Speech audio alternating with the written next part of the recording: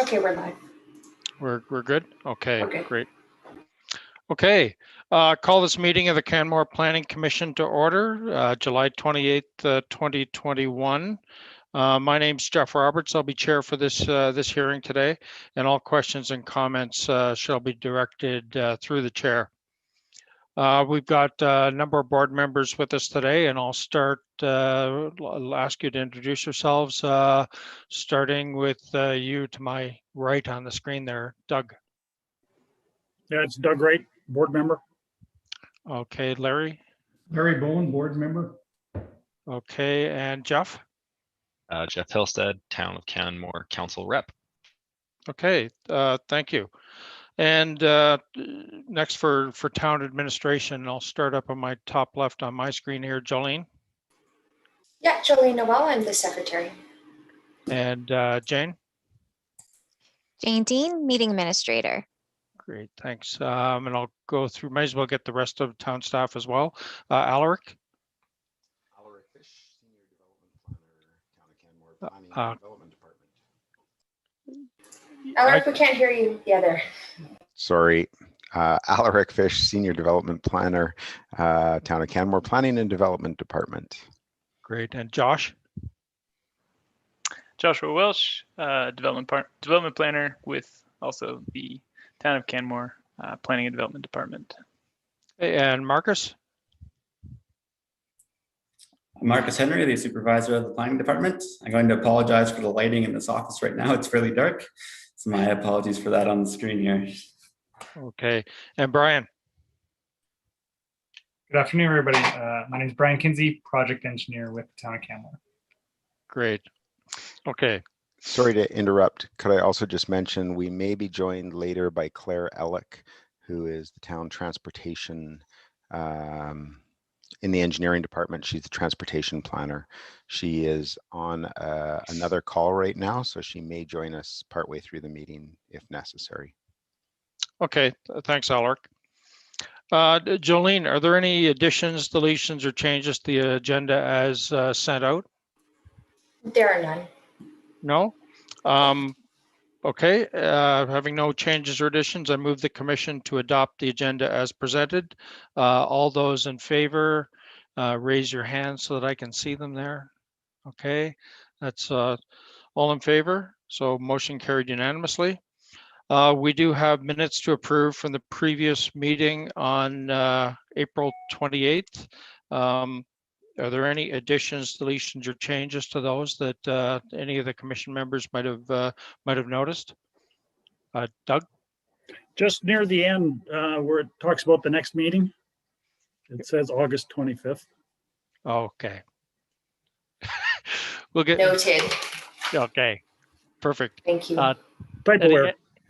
Yeah. Any other changes or additions? If not, I move the commission approve the minutes of the April 28th, 2021 minutes as presented and approve those. All those in favor? We have four approving. That's unanimous. For the first item of business today is development permit application PL 2021-0171. An application for an addition of an accessory dwelling unit. You're on the point for this, Josh? Great. I am, yes. I have a presentation to give. We're set. All right, I'll get started.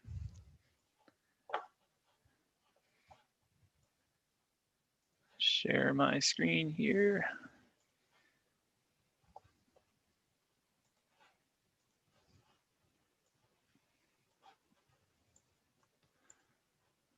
All right.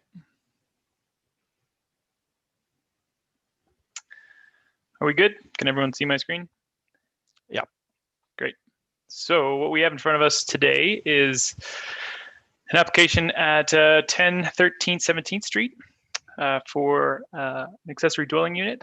What's in question is associated with the front yard setback. So thank you for taking the time today. And thanks for taking the time to review this application in advance. It's rather straightforward, but it is beyond my approving authority. The variance was a bit greater than what I'm able to approve, and so we are here today to hear from you all. So this proposal proposes an addition to the front of an existing residence located at 1013 17th Street.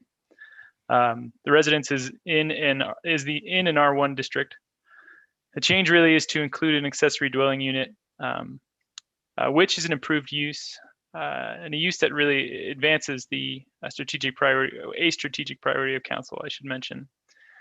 The change is exclusively to the front facade of the structure and requires a 0.882 meter variance to the setback from the front property line. So it's about a 15% variance. There's two other variances mentioned in attachment 1 of the report, 0.04 meters to either side yard setback. But those setbacks are not at issue, are not the issue at hand today. They haven't really any bearing on the proposed development because they are existing. So more or less we would have to grandfather these in. So where's this located? You can see here along 17th Street, otherwise known as Larch Avenue, is the address. However, the residence's primary entrance, the resident's current primary entrance is along the alley. They're hoping to, as part of this addition, to provide a more prominent entrance along 17th Street. And this would be in concert with the adjacent properties on this street. They all have prominent paved driveways and garages that front the street. So it's my feeling that the visual impact of this development would align with the existing character of this section of 17th. So here's an image from Google Street View. This is the existing frontage of the structure. This image might be a little outdated, but that's what it looks like prior to this proposed addition. The existing building is a single family detached dwelling unit and has been so since its original construction. And so the applicant's proposing to add an attached garage with an ADU above it. And so what's outlined in red is the addition, the front elevation of the addition. This is what we would see added to the structure.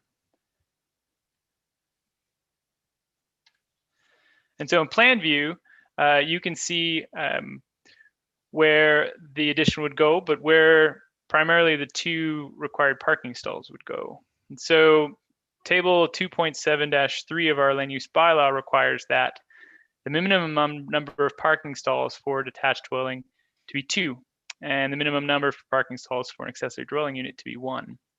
I should mention that one of the stalls is being provided behind the home near the lane. And so per section 3.1.3.5 of the land use bylaw, the minimum front yard setback within R1 districts is 6 meters.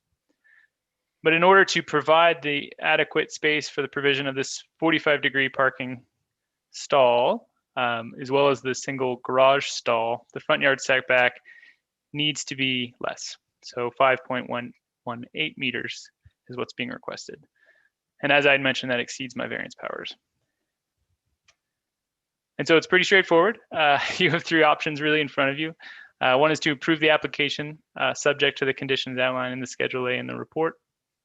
The other is to refuse the application, specifying your reasons for that refusal, or we can postpone this application pending a submission of any additional details that you require. And so my recommendation is to have the Canmore Planning Commission approve PL 2021-0171, subject to the conditions of approval that are set out in the Schedule A attached to the report. And that is my brief presentation. I'll stop sharing. Thank you, Josh. Sure. Any questions for Josh? I'll start with you, Doug. No, I've got no questions. Move on to you, Larry. Just maybe a couple of things. Adjacent neighbors, I think I read, did not file any disapproval for the proposed addition. Correct. The 45 degrees parking, is that common? Have we done that before? And is that something the town has done before? I wouldn't say it's common. Usually developments have more space to work with, but this is one of the types of parking that is permitted. And that details for that are outlined in our engineering design and construction guidelines, but there is a mention of it in the use bylaw, I believe. Marcus, you can correct me if I'm wrong, but I think there is mention of the 45-degree provision. Okay. I think there is. I think I've seen that before. So, Okay. All right. That would be the end of my questions. Jeff, do you have any additional questions or comments? Nope, it was, as Mr. Welsh pointed out, fairly straightforward, so no questions. Okay, thanks, Jeff. I had a couple here, and just for clarification, having ridden my bike through and looked at this, there is no sidewalk there. My initial concern was that 45-degree angle parking might infringe on a sidewalk if they were there, but the sidewalk's on the other side of the street there, so wouldn't that corner of the vehicle would not impede any other pedestrian traffic. And I think when I think about that, the functional front of the home is actually on the lane, and the area where the addition going would be a typical back. You do see angled parking there at times. So I think I satisfied myself that I have no concerns with this. So I don't, having what I've heard from the commission members and from staff, we do have a recommendation. I would move that the commission approve this application with the attached amendments as presented by staff. All those in favor? Okay, carried unanimously. Thanks for that, Josh. Yeah, thank you. Okay, we have another application here. Application PL 2021-0215, and before assuming that there might be a little bit more discussion associated with this, I'll just sort of work through the process that we'll have for this.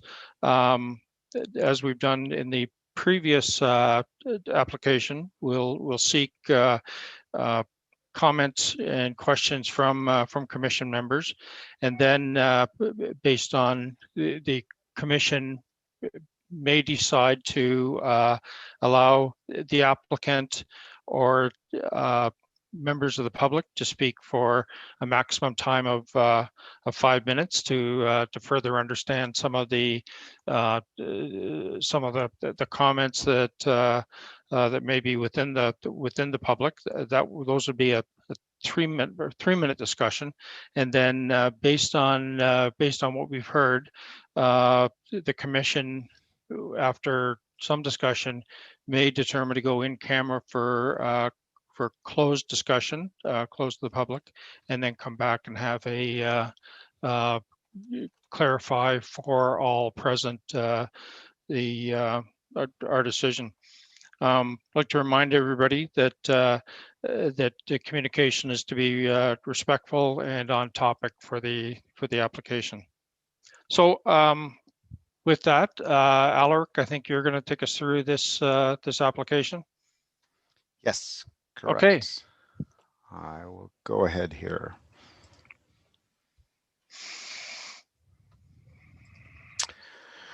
All right, so as introduced, this is application PL 2021-0215 at 706 10th Street. So quick review of the statutory requirements. The application was received towards the end of May, and then the application, there were a few minor things. It was deemed complete on June 21st. There was a notice of application noticed in the local newspaper about the meeting, and here we are today, July 28th. So yeah, the statutory requirements have all been met, and Planning Commission this has been brought to Planning Commission it's a location downtown, so it's one of our key locations. And the higher profile there leads it to come to the Planning Commission. Looking at the location, you can see it highlighted in blue, and it's facing 10th Street to the south and Mallard Alley to the north on the back alley. And you can see 6th Avenue to the east and 7th Avenue to the west. The existing building is a single family, it's a legally non-conforming detached dwelling between the restaurant to the right and the mixed use building to the left when viewed from 10th Street. So the proposal is quite different from the existing. This is the applicant's rendering looking north from 10th Street. The edge of the existing mixed use development can be seen on the left side. You can't quite see the existing building on the right. I think it's actually tucked around the corner. You can just see a tiny shadow of it there. Overall, the application largely conforms with the land use bylaw regulations. The building form, materials, and detailing generally conform with the community architectural and urban design standards. And importantly, the top floor also steps back, which reduces the massing from the street. So that's a key piece that is challenging on some applications, but has been well met on this application. Looking at the site a little bit more specifically, the application proposes 10 units of visitor accommodation in 2 separate buildings, although they're connected with a stairway sort of deck in between the 2 of them. So on the south side, you can see the front building, and there's 6 units, 2 on the main floor, and then 4 more on the second and third floors. The back building to the north is got 7 parking stalls on the main level, sort of 5 directly under the building and 2 in front, as well as another 3 at the rear of the site. And then that back building, the north building, has 4 units, 2 on each of the second and third floors. You can get a better idea of it in section. You can see again, so there's 10th Street on the right of the drawing and Mallard Alley on the left. So there's sort of 2 units side by side on each of the levels, with the parking on the main level at the back of the building. You can also sort of see the stairs. It's hard to see, but you can see the stairs that connect, the stairs and the platform that connects the 2 buildings. So there are 4 variances with this application. The first is to building height. The roof peak is at 11.61 meters above the main floor. And I will just note that the main floor is slightly raised from existing grading. You see this on the existing building to the left, and that's because of high groundwater in the area. So all new buildings need to meet this higher elevation, and administration measures the starting point of the building height from there. We don't want to penalize people for building more resilient design. So you can see in the above image that the area of overheight roof is shaded in blue. It's relatively small, but it's important from the building massing's perspective that the 7-meter eave line is also shown, the line in blue there, and that is complied with. So administration was pleased with that. You can see from side view the area of overheight. It looks a little bigger, but as you saw in the previous image, you can see it's just a small portion of the roof peak and a little bit of the building eaves project slightly into that, the angled setback that's required in the bylaw. Finally, from the rear elevation, the portion of the overheight is shown in blue. Interestingly, on the right, you can see the mixed-use building that was previously approved and is slightly taller, sort of this silhouette in blue there. I will note that there's no precedent established from any previous approvals. I just mention it to point out the scale of variance being proposed. So in conclusion, on the building height variance, administration is supportive of the height as proposed, given that the area is small and partially the result of the steeply pitched roof, which is both required and encouraged in other sections of the land use bylaw. So that's the sort of scenario that regulation 4.1.5.7 from the district, which is shown there on red, is specifically intended to address. So administration was also satisfied that there's specific consideration for this.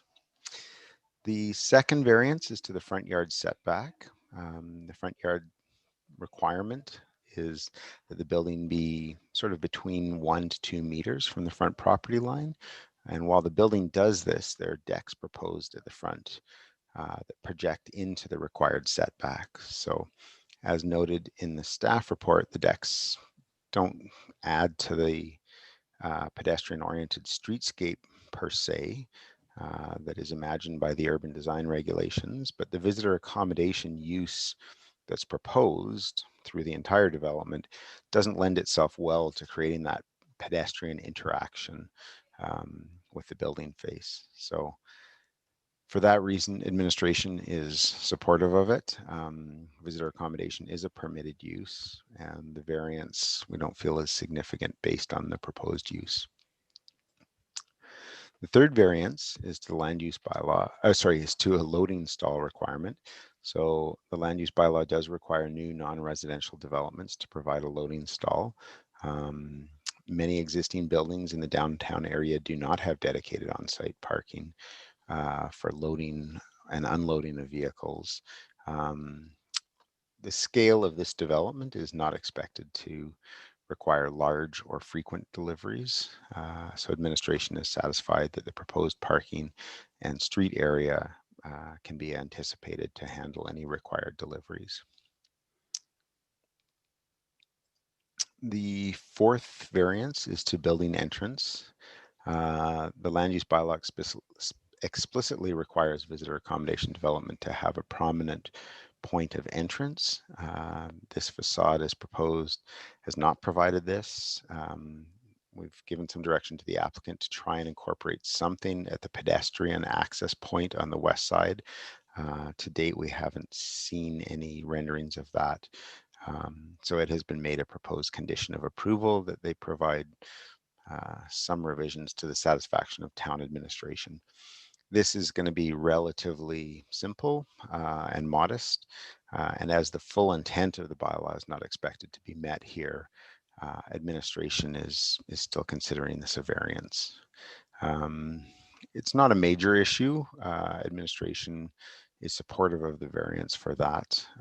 Quick examples, here you can see some other buildings, including the image on the right is of the building on the left of the proposed building, and you can just see how their entrances are stronger and relatively legible. So these ones are more in alignment with what's intended in the bylaw. Very quickly, a few other issues that are proposed to be resolved through the conditions of approval. The rear decks is proposed project into the rear yard. The required rear yard setback, and that's not allowed for commercial development in the downtown area. So the applicant has agreed to remove those projections. So they are still proposing to have rear decks, but they will be sort of flush with the building, not projecting from the building face. As just mentioned, the applicant is working on adding entrance features for the pedestrian access at the site. The third point there is building materials on the east elevation, for which the plans indicate concrete block. This will be visible given the scale of the existing restaurant next door. So administration has asked for enhanced materials there, at a minimum split face concrete block. It's just got some texture to it, looks a little more interesting, or potentially some variation in colors or other enhancements to that. Again, fairly minor piece, and administration thinks we can deal with that as a condition of approval.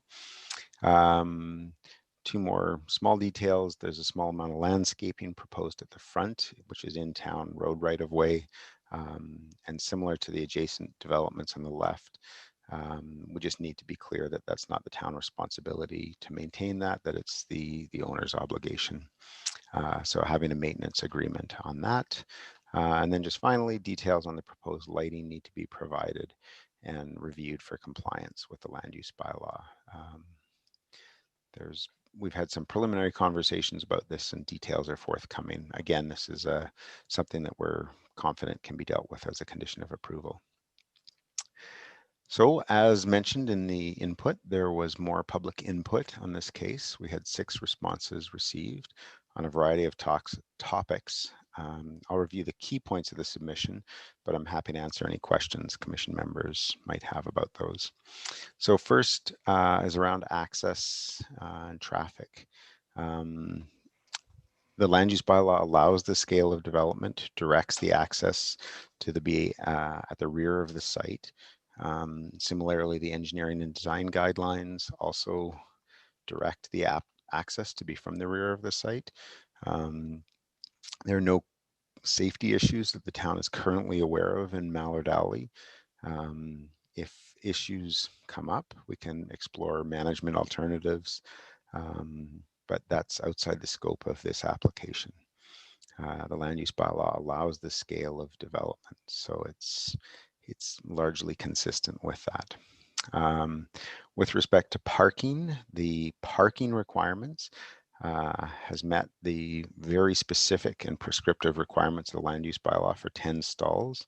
It would actually be a variance to provide more stalls than this.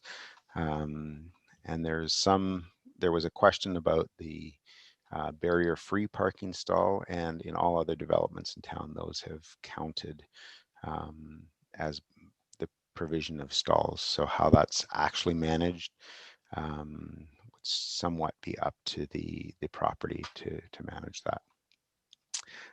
Loading has not been provided. This is something that the commission could require if they felt the absence of the loading stall was not acceptable given the site conditions. The engineering design guidelines do have stall dimensions, and they're quite large, effectively 3 meters wide and 10 meters long.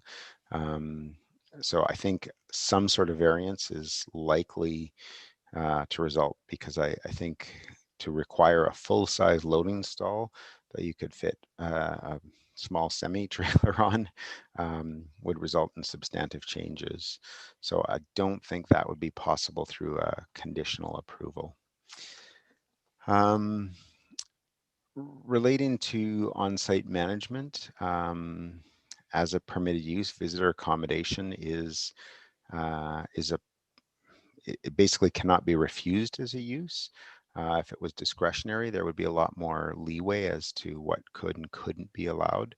And there's no requirement for on-site management in the land use bylaw. So the development authority cannot require it necessarily for a permitted use. It's a tricky issue. We're dealing with this in other places in town as the accommodation industry is evolving with new technologies. It's tricky in this style is of self-access. It's becoming more and more common in other places. So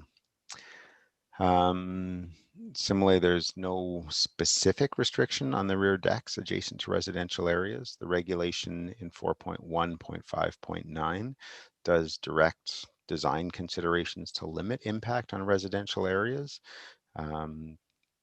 If the commission felt the rear decks would result in unreasonable impact on the adjacent residential area, they could direct changes to address this issue. Hours of operation are listed as well as a consideration, but it's not possible to reasonably limit the hours of operation of a visitor accommodation.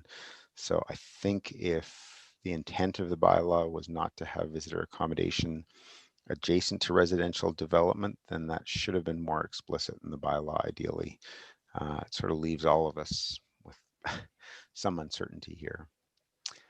So in summary, there's 4 variances requested: the building height, the front yard setback, the loading stall, and then finally the functional entrance that faces the street sidewalk. So the recommendation from administration is to approve the application subject to the conditions of approval set out in Schedule A. And of course, it's up to Planning Commission to either use those or amend those as they see fit. Second option to refuse the application, or third option to postpone a decision pending further information. With that, I'm happy to answer any other questions. Okay, thanks, Alaric. Maybe I'll start by asking commission members if they have any questions of administration. And Larry, I'll start with you this time. Thank you, Chairman Jeff. My questions or comments are sort of directed at the 4 variances that are being requested here. The first would be the height of the property. And in reviewing the drawing there, it appears that the building to the left, as you look at it, is in fact higher than this proposed development. Is that correct? That is correct, yes. So it's a little confusing in this slide because it's from this is the rear elevation. So the building on the left in this slide appears on the right. So you can see sort of the approximate scale. It's sort of got a double peaked roof, and the lower peak is very similar in height to this application, but the higher peak is a fair bit higher. Second question deals with the front setback. The proposed development would not affect the width of the sidewalk for pedestrians going forward.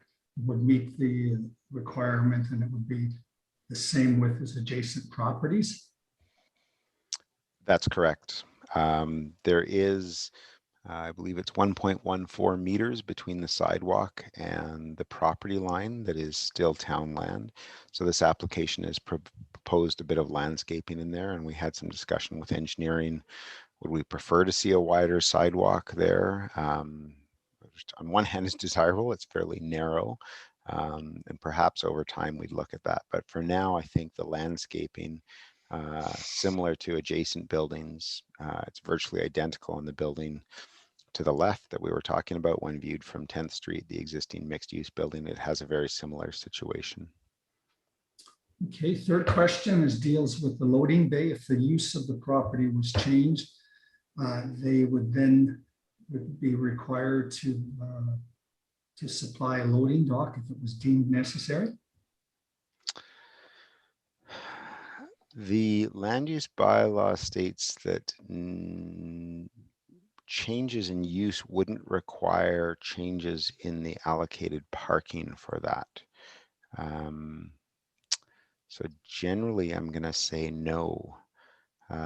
Unless it was for a discretionary use, then we would have more leeway about what we could require there. There are relatively few loading bays provided, if any, in the downtown area. I'm having trouble thinking of any. Usually they're more important on larger developments like the Save On or Safeway. Some of that scale, certainly the Canadian Tire, things like that. But I can't think of any buildings downtown actually that have a dedicated loading stall. I think the 7th and 7th development had to have an area that was designated for loading. Okay, if I'm not mistaken. Could be. I'm not familiar with the specifics of that. I can try and dig into that if necessary. I mean, that one is a residential development at a relatively high density. So I think there may have been some discussion about the parking on the street, perhaps being dedicated as a loading space. I don't know if Mr. Henry remembers off the top of his head, as I know he worked on the early stages of that, but I could be wrong.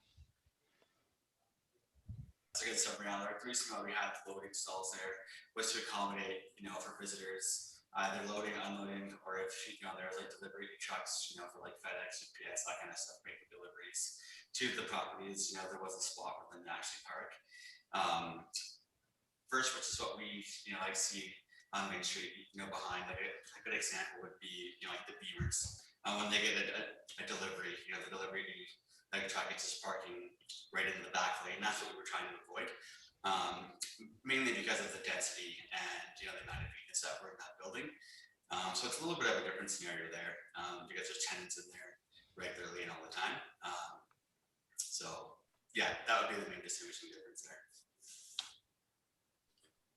Jeff, I have two other questions, but I will refer to the other members because I'm sure they'll be asked. Okay. Sure. Okay. I'll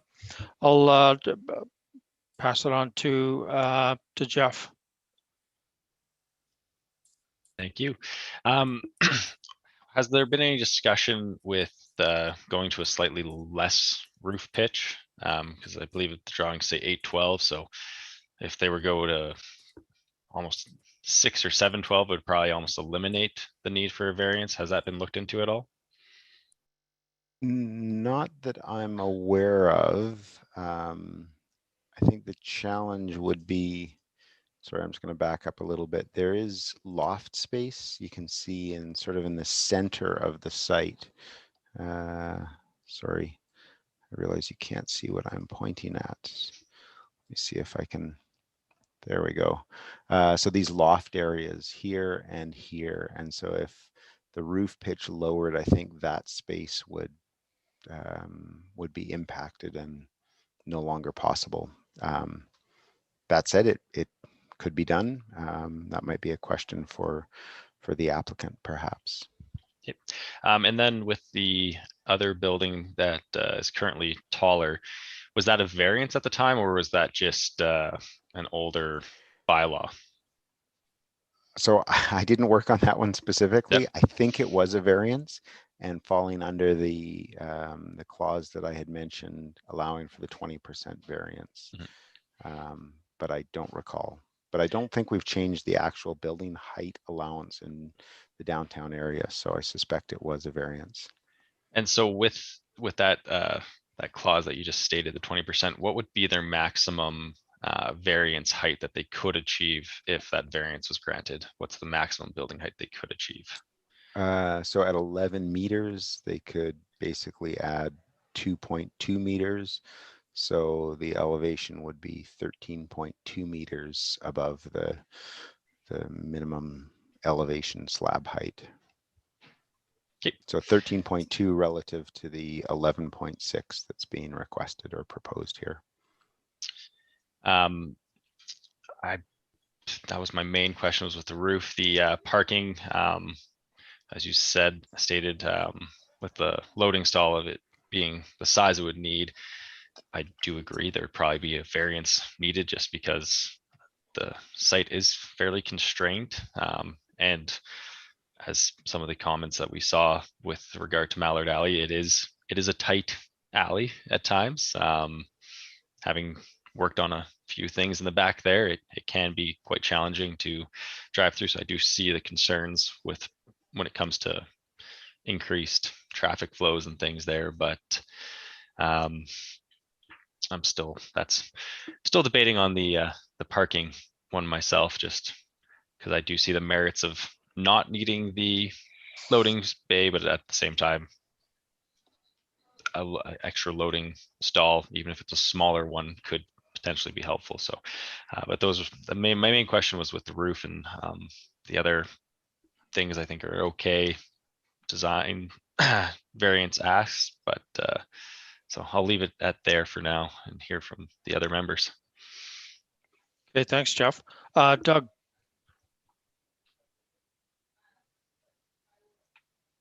I'm sorry, trying to get unmute. No, all my questions have been answered with respect to the development and the proposal.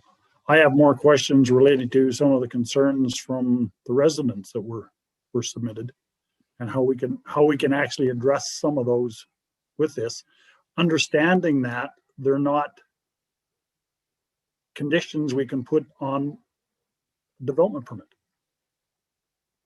So how do we address that? Such as the noise, possible noise off of those 4 back decks, restricting it to one vehicle per rental. And you see that in a lot of, and it's more how they operate. I noticed that there is a guest house across the alley. They must have some sort of restrictions on how they operate. And additionally, for engineering, a question, has it been looked at for making Mallard a one-way?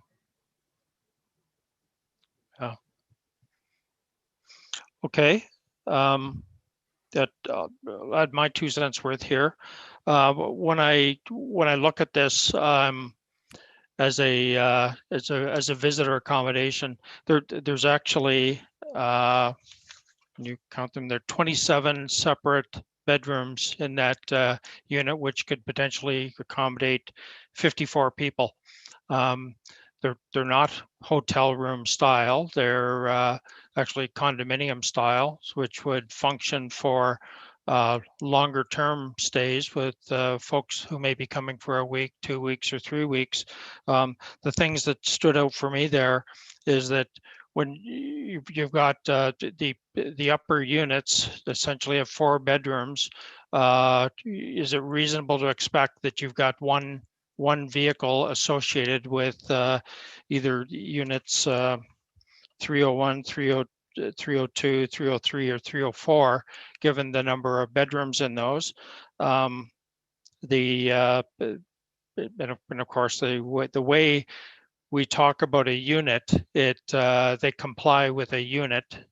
However, from a practicality perspective, that may not be aligned. The second is, if for someone who are coming for a longer term stay, and we allocate 0.3 bike stalls per unit, and the potential of having 6 or 8 individuals who may have mountain bikes and road bikes, is that 0.3 applicable? So my challenge with this, when I first looked at it, when I see 10 units, I think, okay, 10 hotel style units. Okay, that could probably be accommodated. But when you get into the details of what a unit actually is, it's more like a stacked condominium. So the next question that came into my head was what challenges or what would be the process for actually converting this from a visitor accommodation to a condominium, a stacked condominium type thing. So a number of those questions came into my head, and where it complies with the requirements of the bylaw for visitor accommodation, the actual accommodation that's provided is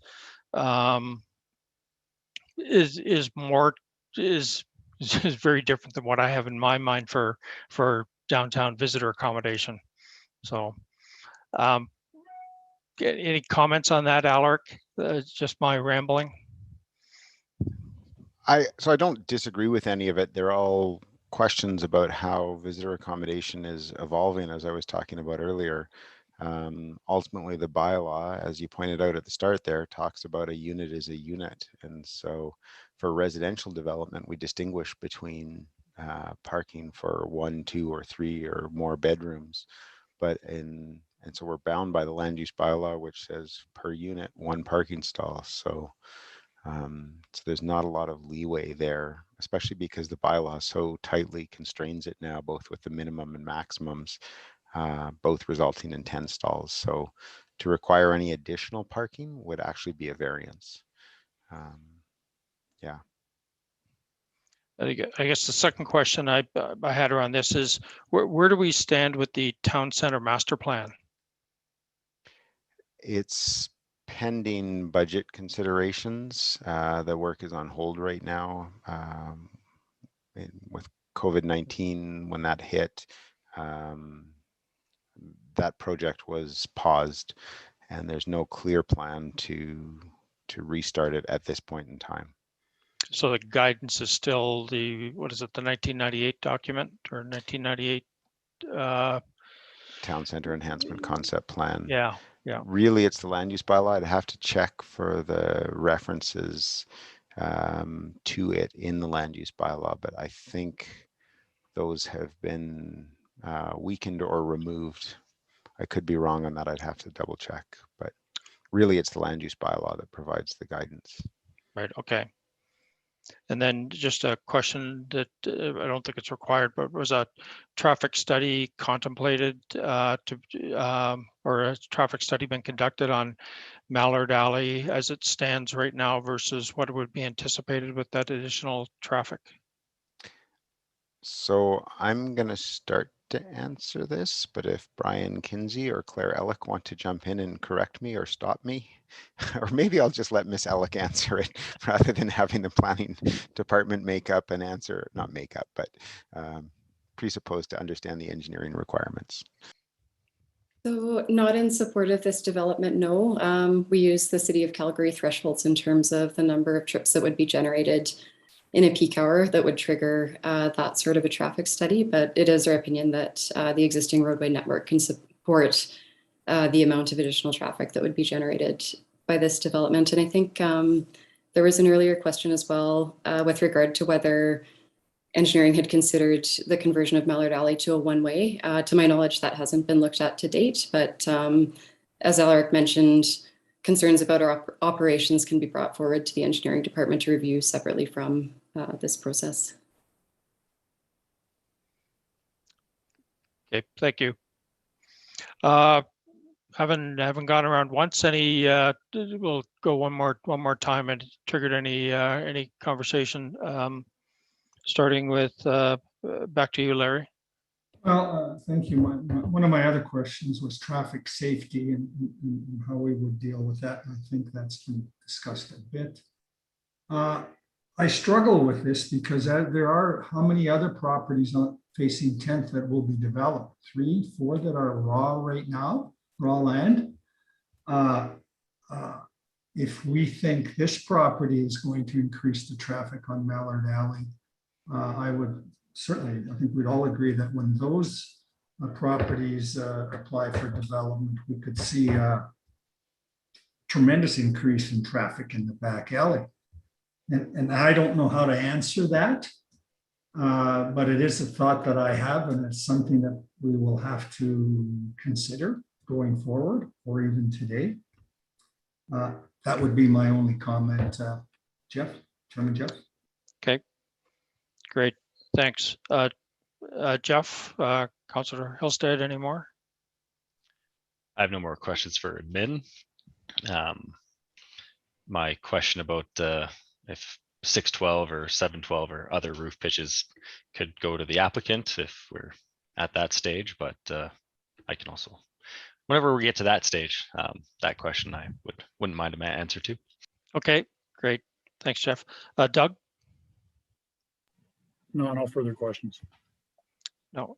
Alaric, has the applicant and their the folks working on this application for them had an opportunity to see the concerns from that have been raised by the neighboring residents?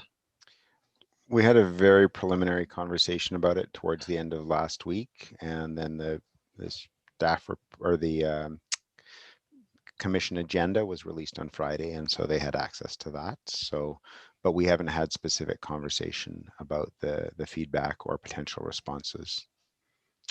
Okay.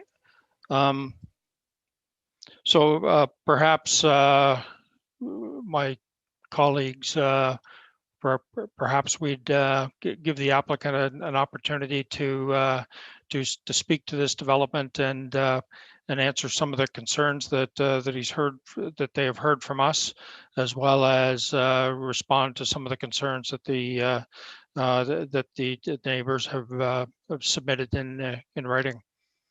We okay with that, Larry? Thumbs up. Yep. Doug. Okay. So I'm not sure who's going to speak on behalf of the applicant, but we'll provide a 5-minute opportunity to sort of respond to what they've heard from commission and from the neighbors. Okay. Through the chair, thank you. I trust everyone can hear me all right, and thank you for everyone's time.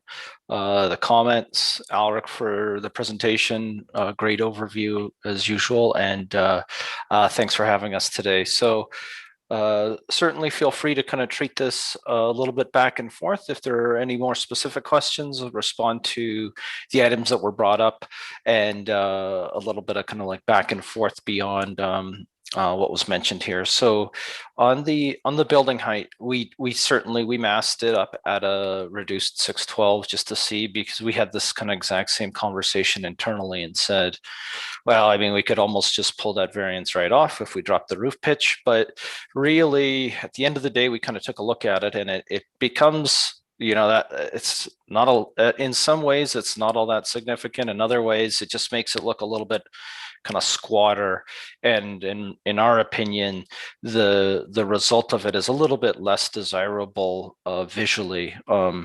It could work, but it has kind of a better language with the neighboring parcel has a steep pitch roof. It's obviously, as you saw the slides, it's quite a bit less than the height of that adjacent piece. So we kind of said there's lots of rationale between the architectural guidelines and contextually appropriate that we'll go ahead and go for the 812, because we frankly think it's a better solution, and so that's where we landed. But we definitely studied it internally, and kind of what's in front of you is where we landed with it, because we think it's a better solution. That's the real main kind of driver there on that piece. In terms of some of the feedback from surroundings and what was kind of put through, that we're going to be working with Alric as everything kind of moves forward, and pending that it does, I would say that we are looking to reduce just a little bit of area at the back with those decks and pull those decks in. So that's not a requirement. That is going to be possible for us to do and achieve, and won't dramatically impact the overall layout and what's provided there. It'll be quite small, and it'll just kind of tighten that up a little bit further. But we think that's an appropriate response to the commentary that we heard about the decks in that setback area. So we're going to make that adjustment as a bit of a response. The block, similar to what Alric noted there, we are likely going to look to do some split face. We'll probably keep a little bit of a smooth in there just to do kind of subtle but effective pattern with that upgraded materiality. So we will be looking to address that piece. And then I think the only other one that maybe was touched on there in regards to the identification at the front, we have kicked around some ideas here. We haven't had enough time to model it up and work with Alric, but we have some ideas that will give it a little bit more for positive wayfinding, and just kind of, again, optically seeing where to go if you're a first-time visitor to the building, and so forth. The last piece I guess I'd kind of say around the loading stall. We've worked on quite a few developments of this size. They're very compact, fairly small in terms of the in the multi-world, and I have difficulties foreseeing anything that would come to this building for these units that isn't essentially you're able to just kind of like use a typical vehicle for, and a very low amount. So that hence we are requesting that variance. These tight sites, as we all know, you look to leverage what you have, and a loading stall is very significant and would be completely underutilized for this scale. So that kind of touches on that piece. The traffic, again, with 10 units, we're familiar with how no one's kind of really running errands in Canmore. They're coming here, they're parking, and they're using foot. I think the closing of the downtown strip there was a great example of just really seeing how much of that pedestrian traffic's utilized and not needing the parking in front of the stores. And due to this one's proximity, we kind of see that exact same thing happening. So the trip count per day is extremely low, and that would be really to and from, say, a ski hill, or to and from going out for a hike. So trip counts are quite low. If there's discussion around kind of that lane, we're always interested to hear it, but we don't foresee a great deal of traffic being added through this development based on, as was touched on with engineering, the types of trip rates that are generated using City of Calgary traffic numbers. I think with that, maybe I'll pause and ask if there's anything else specific that anyone on the call would like to raise. And thank you again for your time. Okay, Jeff, any specific questions for the applicant? With the going back to the 612 roof pitch that you guys have already looked into, does it affect your loft space?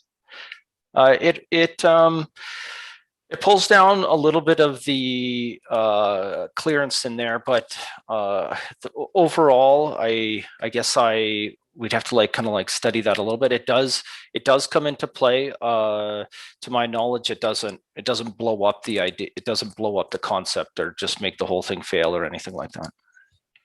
And 612, because I didn't have a chance to do the math on it, but is 612 how low you'd have to go, or would you be able to do a 6.5 or 712? Or is 612 kind of where it hits? I think 612 is the number. That was the one that we kind of studied. Yep. Thank you. Okay. Moving on to Doug. No, I've got no questions. Okay, Larry. Questions? No further questions. The question I would have, and maybe it's not the loading bay, but access for, since this is a visitor accommodation, I'm certain there'll be cleaning involved as visitors come in, vacate, and where is it anticipated that the folks that come in with the cleaning equipment would park? A few details there that would kind of be situated around a management sort of question, but you are right. On kind of like a schedule, there will be some cleaning that takes place. I would anticipate that all to still be utilized kind of on site, because they'll be using, when people aren't there and they're cleaning the rooms, traffic stalls will be available. So I believe that will be a bit of a management piece, but I would still anticipate it to happen on site. Okay. Okay. Last chance for questions of the applicant. Okay. Do we have, Jolene, I see we've likely got a couple of members of the public here. Yes, we do. We have 2, and we do have, oh no, they're gone. Yeah, we have 2 there, I believe, and they're on the list that I gave you of registration. Okay. Who are those on that are on the that were? Beth Vandervoort. Beth. Okay. And Gordon Schultz. Okay. So given that we have had 6 of the neighboring residents, or 5 of the neighboring residents, and the downtown Canmore business improvement area providing comments, I'd be willing to listen to some of the comments that the 2 of those that have registered. Would my members of the commission be open to hearing that? Larry, Doug, okay, thumbs up. Okay, maybe we'll allow 5 minutes for Mr. Schultz to address the commission.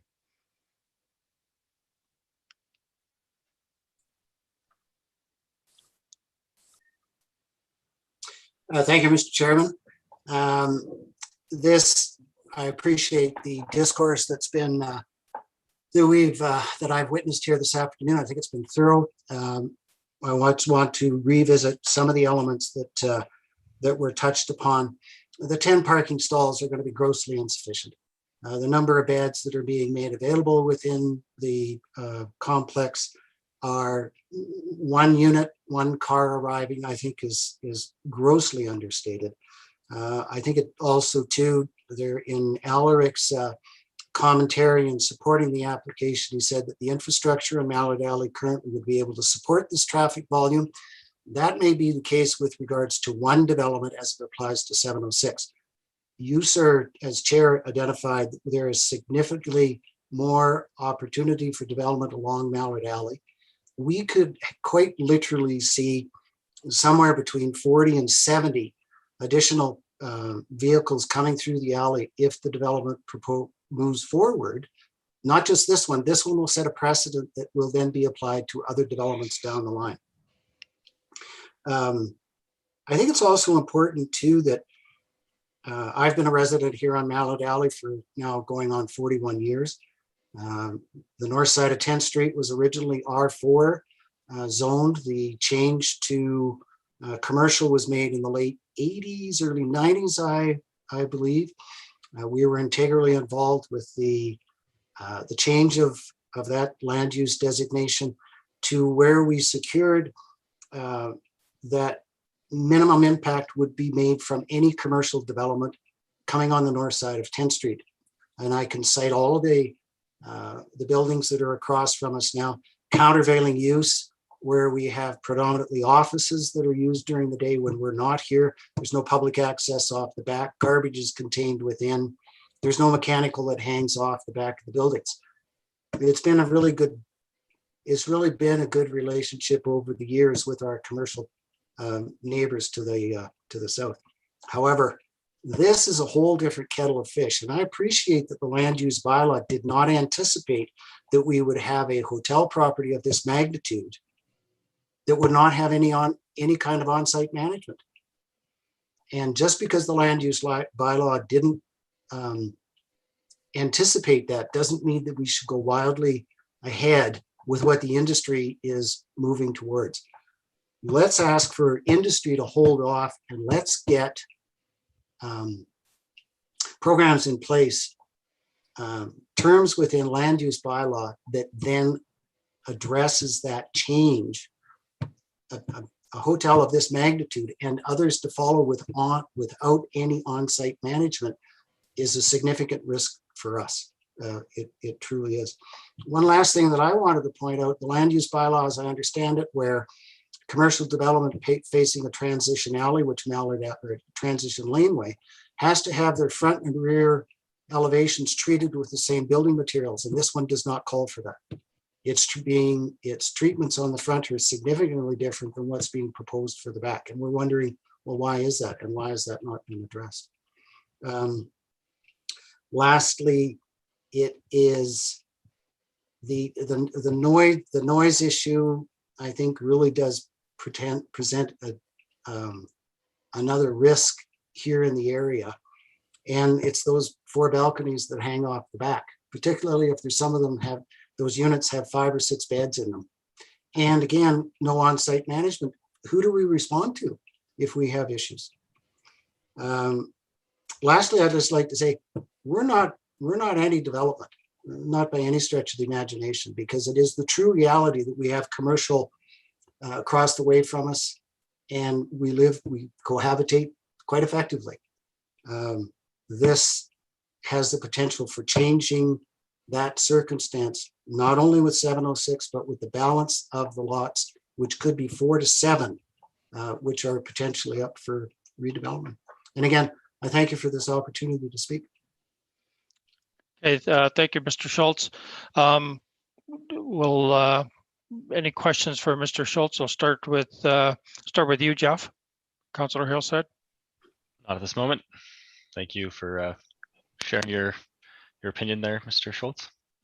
Thank you. Larry, Mr. Bone. Questions? No Doug? questions. No questions. But I have none. Your letter was quite identified all those issues, Mr. Schultz, and and I agree with you. It's what's going to happen for the rest of that block as over the next few years that hopefully the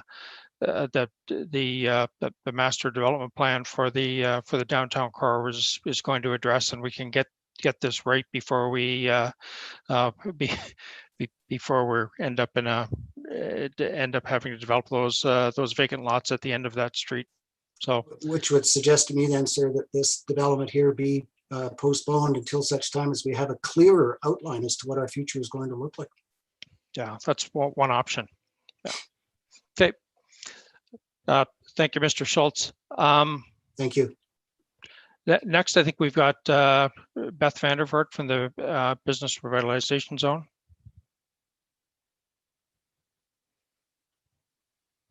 You're on mute, Beth. Oh, there. Good afternoon, through the chair. Thank you very much for letting me speak this afternoon and for accepting my letter of concerns or issues that we saw as the BIA. I appreciated all the comments and Mr. Russell's comments too in regard to some of the concern expressed. I will say that as with Mr. Schultz, I do have a concern about the parking. I think that you're being very positive about the comings and goings and number of vehicles. That particular area already is very cramped for parking, and it has been, we've talked numerous times with engineering in regard to it and how to address it along 10th Street. So as I mentioned in my letter, I think that I believe, and though it's not part of the land use bylaw, I believe there should be one parking spot for every unit as a minimum, plus an accessible a handicap spot. Now there is a accessible spot outside on the street, but I'm just saying that would be something that we would really like the Planning Commission to consider in this development. In addition, I think, again, Mr. Russell is very kind when he thinks that there will always be parking for maintenance and for laundry people coming and going from the back. I'm not sure that will happen all the time, and there should be accommodation somehow for that, because just to expect that there's going to be parking along one of the side streets or along the front of 10th Street available for them to come and go, and may not be possible. One of the things that we pointed out, and I don't know if it was shown on the drawings, I couldn't see it, but I really think it's important that the water table and conveyance of water and stormwater in that area be seriously considered. It is an area that ponding takes place, not only on the alley side, but also on 10th Street side. So I'm hoping that through the permitting process here and what is being observed for utilities, et cetera, that that will be addressed. And I guess my last big point is, and I missed some of this, I apologize. We have construction going on in our building and my internet went out for a brief time. The Town Center Master Plan has been delayed since 2015. Unfortunately, up until the last 2 years, we haven't seen any kinds of developmental in the downtown per se of any great magnitude. That has started happening with base camp suites and now with the development on Main Street where the dollar store was, and now with this one. And we do not have a plan. And our understanding is it's not going to be on the table to even be consulted about or looked at until 2023. This is a real issue because development up until this time has not included areas like Mallard Alley, which is one of the prime areas, that commercial area or that strip along there, and how that's going to be developed. And is it the right kind of development to have continuously along that whole strip? Doesn't take into consideration housing for staffing, et cetera, et cetera. So, retail on the main floor, like what is it that is necessary, or that we vision as going forward? And so as a result, I agree with Mr. Gordon or Mr. Schultz that this is an issue that is not just for that one block, but for the block down to Rocky Mountain Flatbread Company. All of that area is ripe for development. So I think that having a clear plan is going to be really important going forward, and having that plan pushed forward, or the Town Center Master Plan, into 2022 is even more important than having it delayed one more time or one more year till 2023. And it's going to be, by the way, I'm letting you all know, it is going to be one of the issues that we will be bringing forward to people who are running for council and people who are running for mayor. The other thing too is there has been, we asked in our letter that a real clear, and I know that this may not be under Alaric's proviso, but project timelines, health information, communication, just communication. Tell us when you're going to be there. Tell us when there's going to be pours. Tell us when you're going to be tearing up the street. Telling us when we cannot go up and down the alley. Telling us when we're going to have water, not have water. All of that is going to be really important in this particular area, because it's not just other commercial businesses that are going to be affected, it's residents also. And as a BIA, we want to be a good neighbor to all those in the area. And I think that's my 2 cents. Okay. Thank you, Beth. Questions for Beth, Larry? No. Doug, over to you. No. Jeff, no. I've known your letter was quite explicit there, Beth. So again, reiterating the importance of getting making sure that the bylaws and the master the master plan for the town center in place is important. Okay, thank you. Thank you. Okay, we've heard from administration. We've heard from the applicant. We've heard from neighboring landowners and affected downtown partners. Are there any other questions that have cropped up over that conversation? Start with back to Doug. Any further questions that you may have for any of the above? None. No, none. Councillor Hillstead? No questions. No. Larry and Mr. Bowen? Yes, just a quick question. How do we go against a project or how do we support a project either way that meets the requirements of the bylaws of the building codes? I struggle with our power, how we can refuse a project that meets the majority of the requirements or approve. Or that's our sole decision. That's our.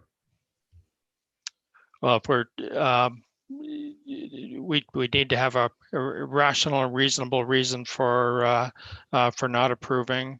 We do have I guess the options that we have are approving with some with different conditions, and or refusing. And I guess the other is deferring this decision if we require additional information. The one piece that that I keep coming back to is that this feels very much like a residential development, but it's painted with a visitor accommodation.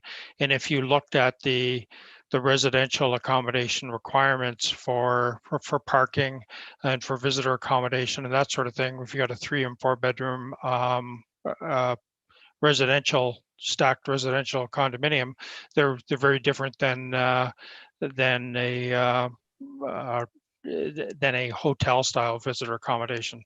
And so what feels like residential accommodation and is painted as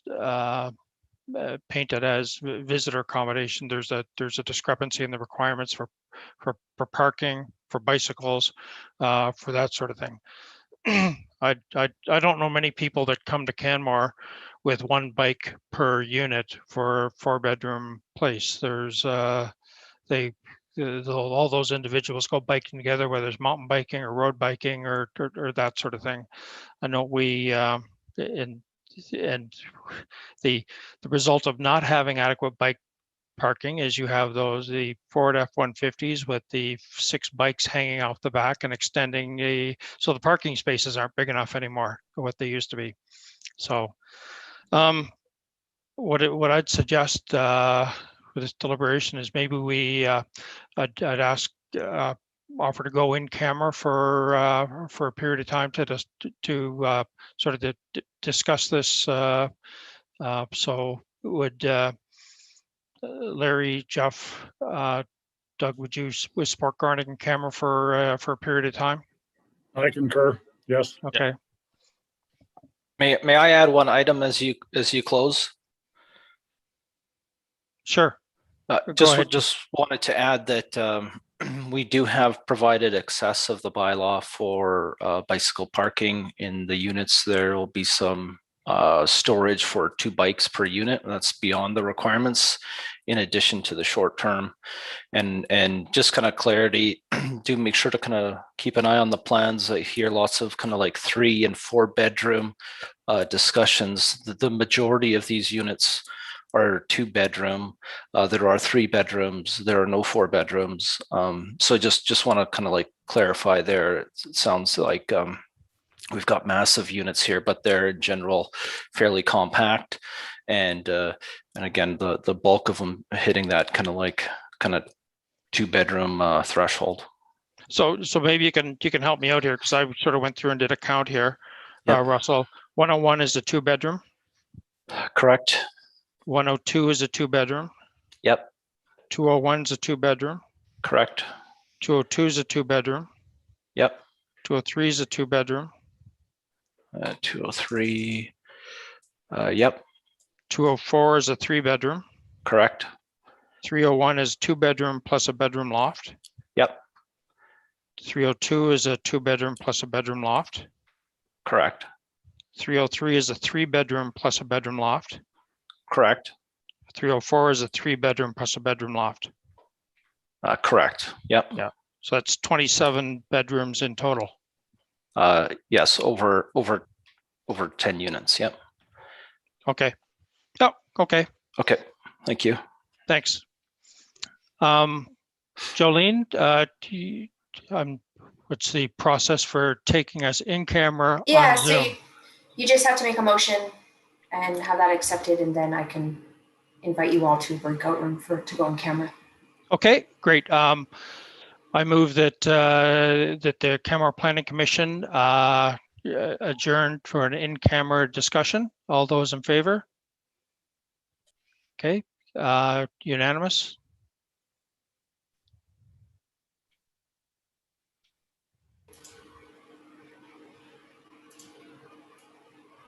Okay, so everyone should be invited.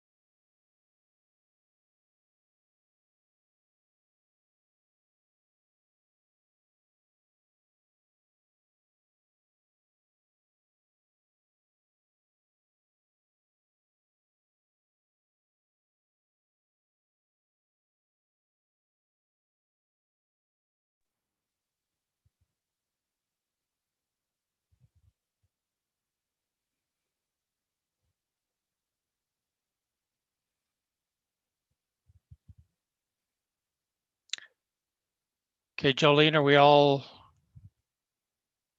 back? Yes, we are. Thank you. Okay. Thank you all for your patience. We've had some deliberation with respect to the land use bylaw and some of the other policies and procedures that would impact this decision. So we'll give an opportunity post our conversation in camera conversation to for each to summarize your thoughts on the application. I'll start with Doug.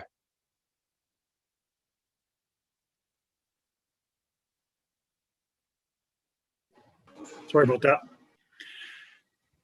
Yes, some really good discussion, and as been alluded to, our requirements to meeting the requirements of the land use bylaw.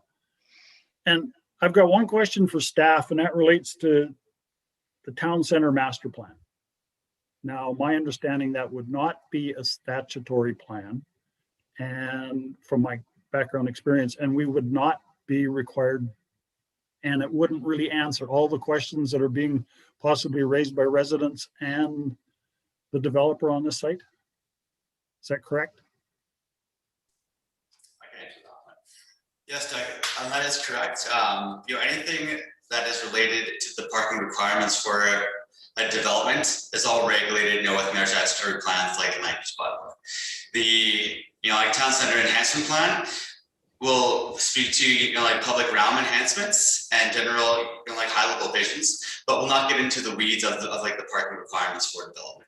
So it should be, like clear to the applicant, to the public, that the parking regulations, which are mandated, for all development, lives within the land use bylaw. Thank you. Yeah, the four major variances are being asked for, and the one that was probably the biggest issue is the parking. And really, my feeling and what we're required to meet is the bylaw, and if any delay is not going to be satisfied by any future plan, being at the downtown master plan, so that's covered off. The height issue is to me is small. The building beside it is already higher. The parking can be met for the cleaners. I think the only time the cleaner is going to be in there is if the unit is vacated, and it's just part of the management plan, as the developer, the applicant stated. So other than that, I'm still considering, but it's a good project, and I appreciate the concerns of the residents. I will state that, and it's a major consideration in the back of my mind right now on how we move forward. So thanks, Mr. Chair. Okay, thank you, Doug. Councillor Hillstead. Thank you, Mr. Chair. I agree with most of the amendments, or the variances are doable. The roof height I have some concerns with, but again, as Doug pointed out, the building to the, well, if you're on 10th Street, the building to the left of it is quite substantially a bit higher. And if you were to give up to the 20% variance, the building could be an additional 2 or 3 meters higher than it's already being put forward. I was considering a motion to deal with the variance of the roof pitch, but I'll wait to see what I hear from my other committee members on whether I'll bring that forward or not, because it is in some respects it is a smaller variance, as it's only slightly larger than what it should be, but it is a concern for some residents, and just is a variance still. The front yard setback variance I don't find as much of an issue, or the side entrance variance I don't find as much of an issue either. The parking could be potentially an issue. I think we're all concerned with that, but at the end of the day, it does for the most part meet the land use bylaw. A large loading stall, I don't think, as the minister pointed out, is needed at this type of use. I don't expect large deliveries from a semi. It's not a restaurant. So I don't have major concerns with the lack of one loading stall. To Mr. Henry's point of the master plan, the downtown master plan wouldn't affect parking. Correct me if I'm wrong, Mr. Henry, but it wouldn't also affect built form. That's again handled by the land use bylaw. So it covers, this application for the most part covers what is available to them in the land use bylaw, and it does require some variances, but for the most part, they are smaller in nature. I do, again, as my fellow members have pointed out, I do hear the concerns from the neighbors on Mallard Alley, and it could be an issue in the future. And again, to Min's point, the roads can be addressed in the future for changes. There are options from engineering for if they're needed to have things changed on that street. So yeah, those are just some of my thoughts. Thank you. Thanks, Jeff. Larry. Okay, thank you, Mr. Chair. I think it's important to note here that we spoke about the new master plan for the town, and it's apparent that that master plan will not speak to the issues that are a concern of the residents and the people that have written to us today. So I do believe that the Planning Commission is faced with a challenge, or is faced with making the decisions on this application based on the current bylaws. And to a large degree, the project does meet those with the exception of the 4 variances, which I believe have all been spoken about or are minor. So I think when we make our decision, we have to realize that no master plan is going to answer our questions or deal with it. And we're faced with dealing with the bylaws of today. I think the project has got some importance from the residents as it has moved into a residential area, and where maybe the bylaws in the past did not consider that.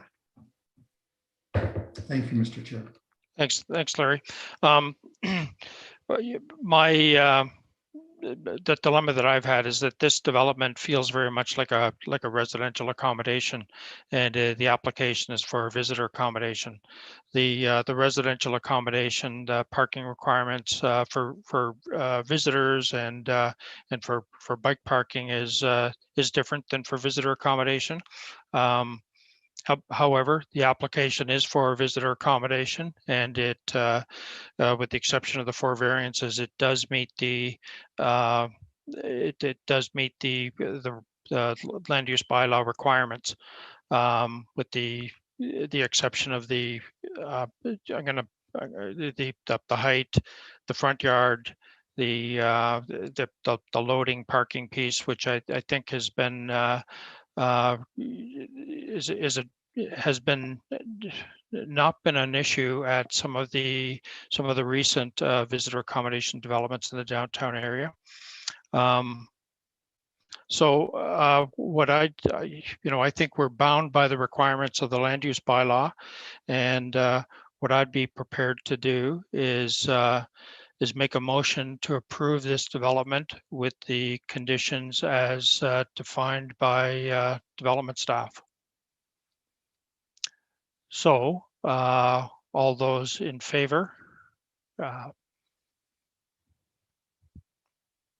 raise your hands. Carried unanimously. Okay, thank you. This has been a tough struggle through this one, and maybe yeah, there's likely some changes that we can recommend to through council to staff to make this make our job a little bit easier with some of these developments, which in particularly in the downtown core, which taste like residential accommodation but are actually visitor accommodation. Okay, next item on the agenda is new business. Any new business? There is none that I had on the agenda. I'm not sure if the board wanted to add. Like you're talking about the other planning business? Yes, other planning business. Yeah, I had none on the agenda. I'm not sure if there was an amendment by anybody. Did you guys want to propose the letter that you talked about? Jeff, could we seek from council some more direction on visitor use developments versus residential properties and how it affects parking and bike storage in such developments? Would it be in order for you to prepare a letter that you could write on our behalf that we could review at our next meeting to be sure that it captures all of our concerns? Yeah, I think I can do that for review at the next meeting. And I think I'd add on that, particularly where adjacency issues adjacent to residential development. Residential, yes. Yeah, so you know, how you can have a 4-bedroom visitor accommodation and the parking requirements that may come with that, the bicycle requirement, the baggage that those folks bring, and the impact on the adjacent residents, particularly in an area such as Mallet Alley, where 30 feet away you've got residents living. So I can take that on and bring that back to the board to review. That would be nice. Thank you. Okay. If no other business, our next scheduled meeting, I think you confirmed that today, Jolene, for August 25th. That's correct. August 25th at 2 p.m. Okay. Awesome. Could I have a? I got one question, Jeff, for administration, purely for a long range planning purpose, personally, because of business. How are we looking at for meeting in September? Is it a possibility or a not possible? Sorry, I didn't catch the whole thing. No, I'm looking forward to the meeting in September. We know there's going to be one in August.